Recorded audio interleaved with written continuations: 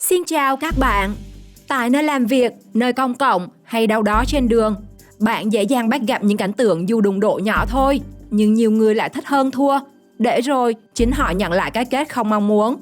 Khi đụng phải những võ sĩ thực thụ, đôi khi võ sĩ có thể hình nhỏ, nhưng họ luôn nhanh nhẹn và khả năng thực chiến thì không cần phải bàn cãi. Vậy nên dù bất cứ tình huống gì, bạn cũng đừng nên phạm phải sai lầm như 25 chàng trai trong clip này nhé. Hãy xem cái kết khó tin khi họ hổ báo nhằm võ sĩ như thế nào nhé.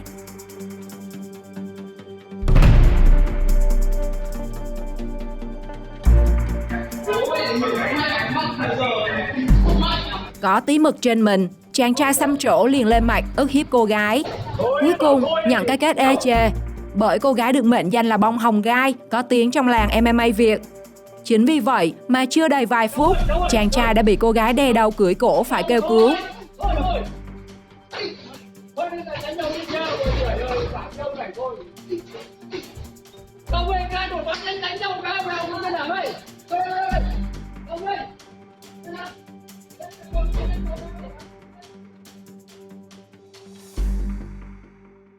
Đang là đương kim vô địch hạng bán chung WBC Silver, nên khi gặp đối thủ người Uzbekistan, võ sĩ Manyuchi tỏ ra khinh thường, bởi võ sĩ này có sải tay ngắn hơn, cân nặng cũng thua, để rồi không thi đấu nghiêm túc, múa may trên sàn đấu, thể hiện mình không bao giờ là người thua cuộc. Và cái kết bị hạ đo ván, bay luôn cái đai vô địch.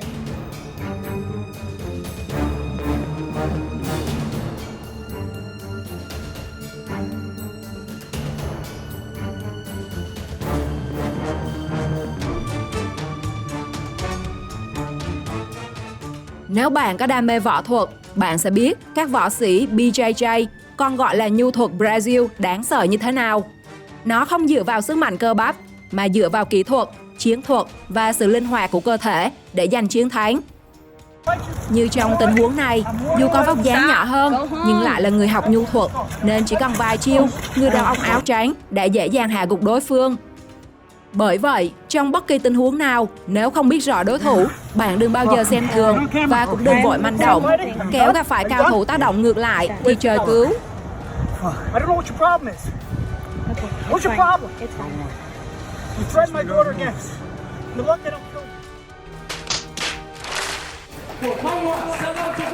Chưa vô trận, võ sĩ Trung Quốc đã gáy cực mạnh, cùng phát ngôn ngông cuồng muốn dạy bạn trẻ Việt Nam một bài học.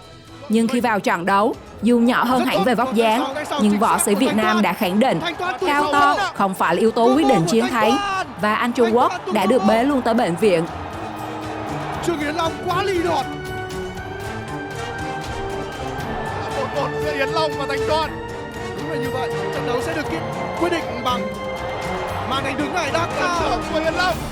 Rồi kết thúc cho Thành Toan. Kết thúc rồi. Một diễn biến vô cùng bất ngờ.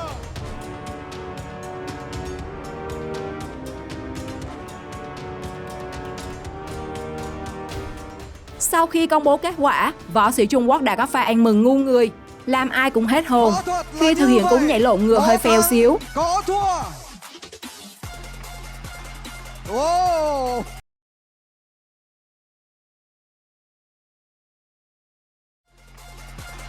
Oh. Bình tĩnh, bình tĩnh. Niềm vui đến rõ ràng rồi. Thay vì đi đứng bình thường, võ sĩ Thái Lan cứ ẻo ẻo, lách mông trên sàn đấu. Đến người xem còn bực, ngứa mắt, nên đối thủ đã không hề nương tay mà đấm không trừ phát nào.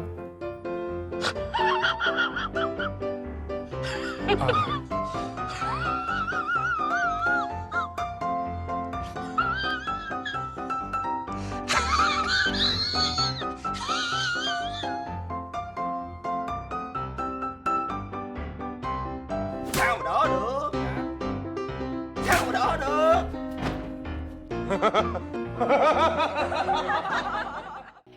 Chàng trai Trung Quốc học được ít kickboxing nên tỏ ra khinh thường các cao thủ võ Tăng Thiếu Lâm. Không những chạm vào đầu mà còn chẳng thèm bắt tay. Cuối cùng phải trả giá vì sự kiêu ngạo của mình.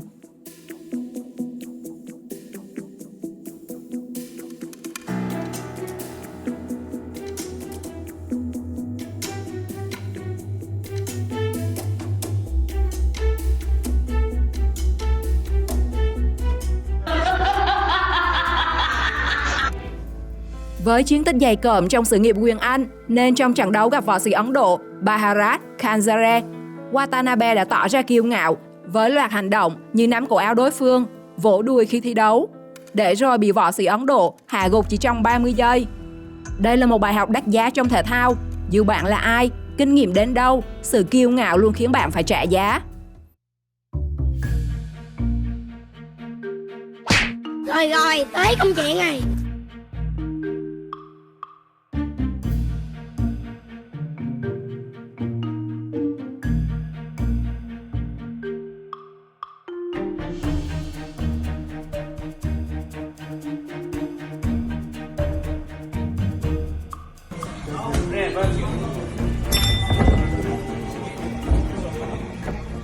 Áo đen là một YouTuber chuyên về streamer và cuộc sống quay các vlog. Ngoài ra còn có đam mê với boxing. Trong lần ghé thăm một lò võ, anh chàng ngạo mạn thách đấu võ sĩ boxing. Dù khởi đầu khá ổn áp, nhưng hành động đánh lén của nam YouTuber đã khiến mọi người bất ngờ. Và sự khác biệt rõ rệt giữa võ sĩ boxing và một YouTuber đam mê đánh võ là võ sĩ boxing có thể chịu được cú đấm, còn nam YouTuber thì không.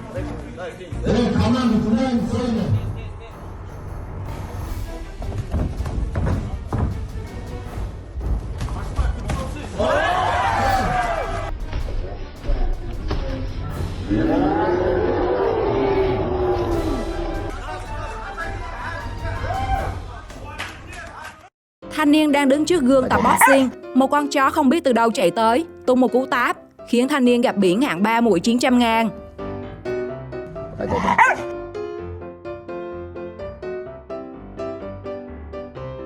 Ringer là tên gọi dùng để chỉ những cô nàng xinh đẹp cầm bảng hiệu ở các hiệp đấu trong những môn thể thao đối kháng như boxing, Muay Thai, MMA. Sự có mặt của những ringer khiến những sàn đấm trở nên hấp dẫn hơn vì sự nóng bỏng của họ, nhưng lại trở thành nỗi đau của võ sĩ MMA người Iran Ali Heibati. Chỉ vì đá yêu vào mông ringer khi chuẩn bị thi đấu, Ali đã bị cấm tham dự sự kiện Hard Fighting Championship suốt đời. Спорт, что находится именно в октагоне. Но моя Сейчас очень некрасивое поведение от Али сейчас было. Он дал пинок рингеру. Kiểu đánh sau gáy được coi là đòn đánh tàn bạo trong thi đấu võ thuật vì nó có thể gây nguy hiểm tính mạng cho đối thủ. Thế nhưng võ sĩ người Brazil rất hay sử dụng và anh cũng nhanh chóng phải trả giá đắt cho thói ngông cuồng này. Trong trận gặp võ sĩ người Hà Lan, võ sĩ Brazil liên tục có những hành động khiêu khích và được đáp lại bằng những cú đá cao, những cú đấm như trời giáng và kẻ chơi bẩn đã phải ngã gục.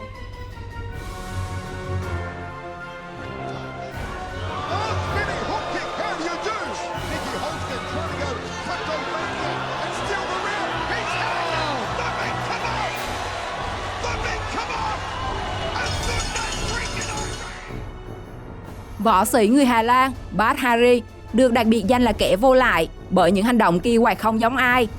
Trong trận đấu gặp Peter Graham, trước khi ra sân, Bad Hari chẳng thèm bắt tay chào, thậm chí còn hôn võ sĩ người Australia, sau đó còn tấn công và lè lưỡi treo ngươi.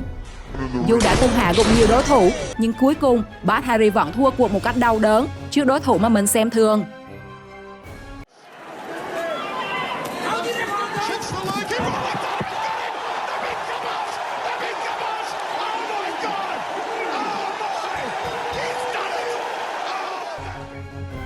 James Gallagher nổi tiếng với sự thiếu tôn trọng đối thủ.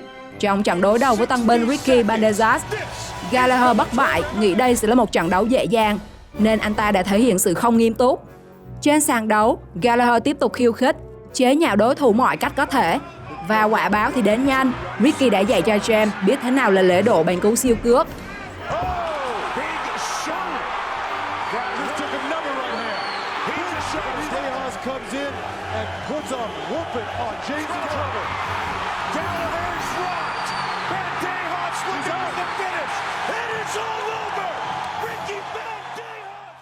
Đối mặt với sự khiêu khích và đánh lén hung bạo của Timur Fatov, võ sĩ Iran đã tiếp nhận một cách điềm tĩnh và mạnh mẽ. Bước vào trận đấu, anh đã chứng minh kẻ mạnh không cần phải khoe mẽ hay chơi bẩn, mà sức mạnh của họ nằm ở ý chí và kỹ năng chiến đấu. Để rồi sau một trận đòn tàn nhẫn, kẻ ngạo mạn đã bị trừng phạt thích đáng.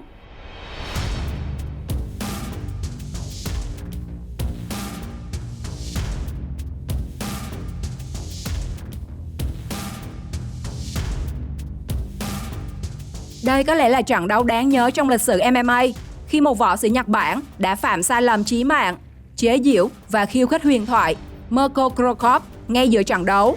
Anh ta liên tục phớt lờ và thậm chí vỗ tay, vỗ đùi như thể thách thức những cú đá uy lực đã trở thành thương hiệu của Cro Cop. Và cái kết, huyền thoại Croatia đã dạy cho tay đấm kiêu ngạo Nhật Bản biết danh cảnh sát trưởng của anh không phải là hữu danh vô thực. Yamamoto trying to get back up on his feet, now in the butt scoop position. Cro Cop setting him up, measuring him. Where's the gamesmanship now, Mr. Yamamoto? Yep. There's an uppercut.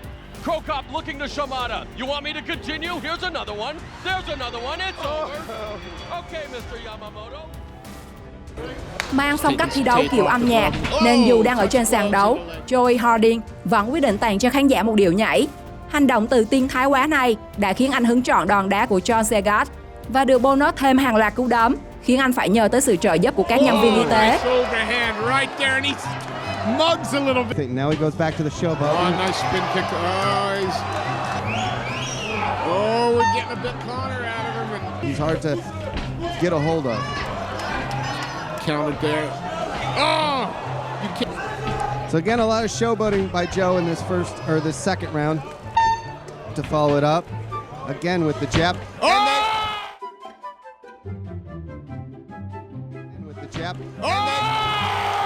This always sinks.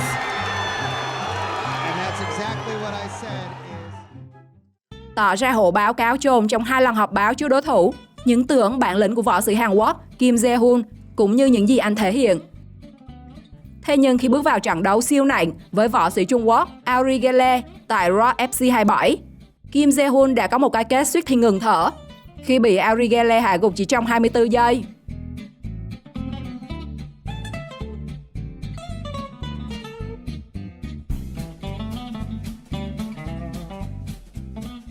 Nhắc đến Anderson Silva, người hâm mộ luôn nhớ về kỷ lục thống trị danh hiệu hạng trung lâu nhất lịch sử UFC với 2.457 ngày. Trong 7 năm, huyền thoại người Brazil đã có 11 lần bảo vệ thành công đai vô địch. Tuy nhiên, trong lịch sử vẻ vang của mình, Silva cũng có những lần mắc phải sai lầm. Tại sự kiện UFC 162, khi gặp Chris Weidman, Silva liên tục trêu đùa và tỏ ra coi thường đối thủ. Anh không tập trung thi đấu mà đứng chống nạnh và đưa mặt cho đối phương đấm. Sự ngạo mạn đã khiến Anderson Silva trả giá đắt.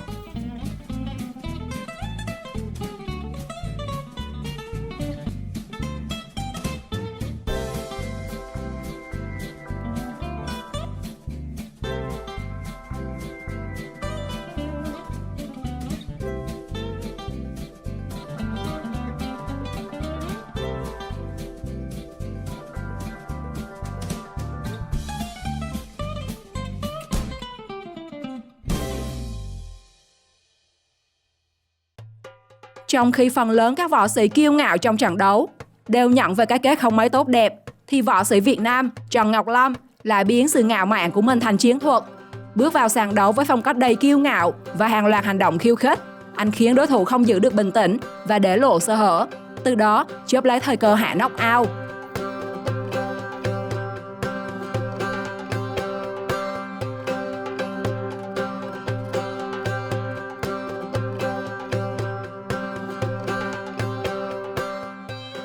Hành động sai lầm của võ sĩ nào theo bạn là khó hiểu và nhận về cái kết đáng nhất?